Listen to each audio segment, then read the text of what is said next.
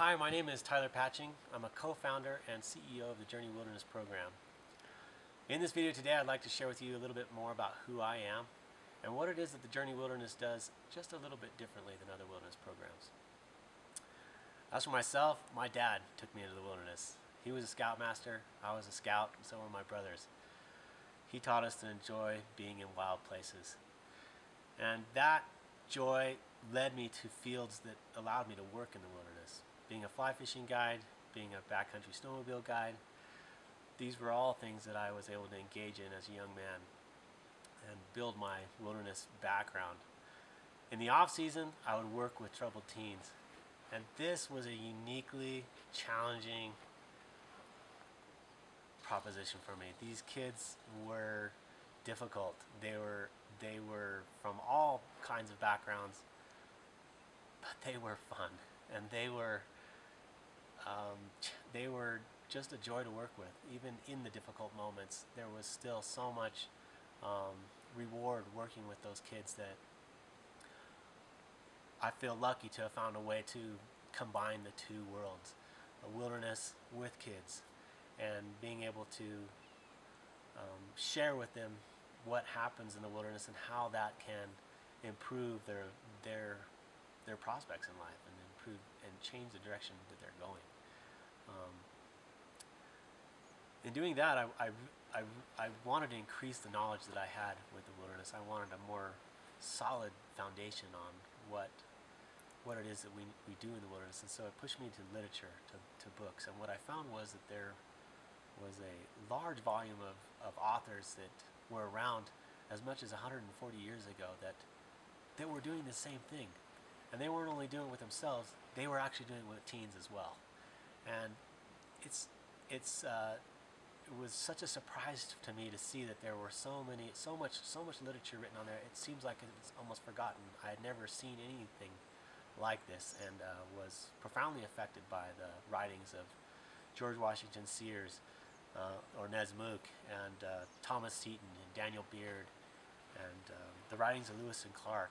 And all these men left behind volumes of information about how to more thoroughly appreciate and perfect the art of camping and being outdoors. And in so doing, they coined a phrase, and the phrase that they use is woodcraft. And that is being able to be in the outdoors with very limited equipment and be able to enjoy yourself. The more you know, the less you carry is some of their mottos. Their literature is a legacy to us, and it gives us a unique opportunity to share it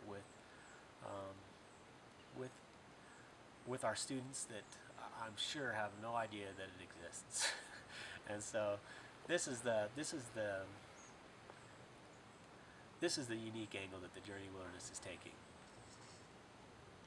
I'd like to elaborate a little bit on this notion of woodcraft and what it really means, what it's all about, why the Journey has embraced it. Woodcraft for me is being able to utilize your environment in a way that's advantageous for you while keeping in harmony with it. Making things that help you in the wilderness is a key component to not just being able to survive, but to be able to thrive in an environment that might be otherwise pretty inhospitable. So it really places the emphasis on knowledge and ingenuity and creativity. And I think those are the key elements of woodcraft that I think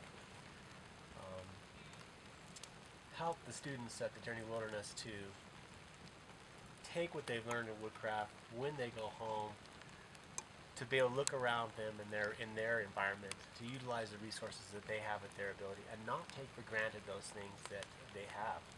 To be able to think about the resources that they have in a unique way, to be able to utilize them to their advantage, is, I think, the underlying principle of why the Journey has embraced the woodcraft philosophy. Traditional wilderness skills are still involved in the wilderness in our program.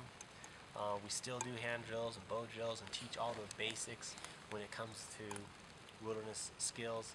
It's just woodcraft takes it to that next level where you can really be in the outdoors and really be in a more comfortable situation than you might have been had you not had those skills. So really placing the emphasis on knowledge and skills, and de-emphasizing gadgets and electronics and things that are nowadays commonplace in the wilderness. So that's the idea behind getting kids into woodcraft and helping them utilize what they have around them. I'd like to talk about two other aspects of the Journey Wilderness program that I feel are unique and different. The first is acknowledging that every kid that's with us is learning from day one. And we have created a curriculum that allows them to receive credit for the learning that they're doing. A minimum of 3.25 credits can be earned by every client, and a maximum of 4.5 credits can be earned. This curriculum allows them to learn in 3 different sectors. One is in the skills sector, the second is in the academic realm, and the third is in the therapeutic realm. All 3 combined allow them to leverage the full power of the wilderness to their advantage and receive the credit that they deserve, which allows them not to fall behind in high school, which is our big concern. The other component is the therapeutic sophistication of the program. Each kid receives a psychological evaluation at the beginning of the program. This allows us to have a thorough roadmap and direction for the therapeutic component of each kid's needs. It allows us to expedite and to hone in on the therapeutic presenting problems of each individual client, and that is of great value to both the kid, the therapist, and the parents. This is unique in the field, and we feel that it's a necessary component to allow us to better understand each student that we work with.